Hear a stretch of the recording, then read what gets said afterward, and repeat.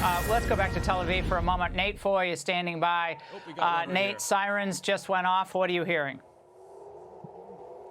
Tel Aviv is under ballistic missile fire right now. If we can, we have to be careful with landmarks, but if we can, I'd like to show some of the outgoing interceptors in the air. They're going into the distance. You can't quite see them as well as you could just moments ago as you hear the sirens turn off right now. But what I can tell you is that they were going off for several minutes. Tel Aviv has come under fire several times. The air defense has been remarkably strong, but the IDF, as I just shared in the prior report, says that half of these missiles are the cluster munitions that are really difficult to defend against, even with Israel's phenomenal air defense, 4 layers of the Arrow 2 and 3, the David Sling, as well as the Iron Dome. So we haven't heard anything yet. I just saw an interception over here to my left. Sometimes it takes a few seconds to actually hear the explosion after the siren turns off, as you can hear those sirens in the distance again, because this has been a wave as we hear some explosions, Laura, in the distance. This has been a wave here. Right before our first report on your show, I mentioned as we hear several explosions now, we heard of incoming Iranian ballistic missile fire into central Israel. Then there was a second wave into southern Israel, now Tel Aviv. So this appears to be quite a sizable wave coming from Iran. We heard the president and several U.S. officials say that the regime's ballistic missile capabilities are only 10% of what they were at the beginning of this war, but you can see that the regime still does possess the capability of striking offensively. Of course, the Iranian-made Shahed drones are even more difficult. This right now is a ballistic missile threat.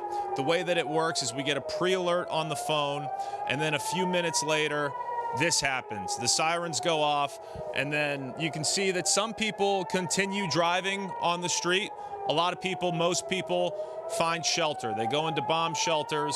This is unfortunately everyday life in Israel. It has been for years, for really the entirety of the country, but especially since the war has started. Let's see if we can show this one, Ben. We'll avoid any landmarks here, but you can see some outgoing, and right behind me, wow, we got quite a few in the center of Tel Aviv. This is quite a sight to behold. You can see the interceptor missiles defending the city and all of the residents below from an Iranian ballistic missile wave. Guys, We'll wait to hear any explosions. But man, you can hear the air defense at work right now, Laura, as it has been strong throughout the day. Again, these cluster munitions pose a different kind of challenge because they break up into several different bomblets, and they're more difficult to intercept. But we haven't heard anything that indicates a direct hit. We did just hear an interception, several interceptions. So that is the latest from where we are right now, Laura. We'll send it back to you. Nate, I just heard an explosion in the background there, and I know you're getting these alerts on your phones.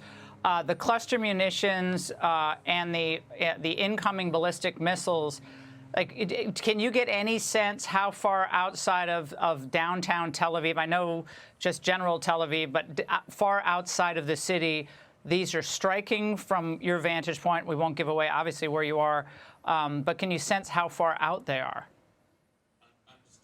Well, this is happening right over Tel Aviv and also right outside Tel Aviv. I mentioned this is part of a wave where central Israel was the first target, then southern Israel, now Tel Aviv. And as you just saw, I'm not sure if we actually showed you with the camera view, but some of those interceptors were fired off directly behind me in the heart of Tel Aviv. So this is happening, over the city. That's where the interceptors go off. I can't tell you exactly where they intercept with the incoming ballistic missile fire, but you can hear those explosions as they continue in the distance, pretty close to where, all these people live. This is the second largest city in Israel. Well, Nate, what's unbelievable is that people are just driving on the roads. As you said, they've gotten used to this. And it's in the middle of the night. obviously, so it's 1:15 in the morning. But Israelis have gotten used to war and dealing with these incoming attacks. They've already lost, as you said, is it 11 individuals in this in Operation Epic Fury, and it continues to be deadly, no doubt. Yeah. I'm talking to some people, and obviously getting into a shelter is the smartest thing to do. It's the safest thing to do. But there's a lot of frustration, and people act defiantly where they think to themselves, at least, they've told me, I've gone to the shelter enough times. I'm going to continue living my life. I was doing something important, and I'm not going to continuously allow, these conflicts to interrupt my life. So some people take that, path. But as I said, obviously the smarter thing to do is to get into a bomb shelter, which is what more people do. But when you're in those bomb shelters, Laura, people are not freaking out. They are annoyed, and they are waiting for it to end. They have tremendous faith in their air defense systems, but these cluster munitions have provided a different challenge, and we've seen more casualties in Israel from those cluster munitions than we would otherwise.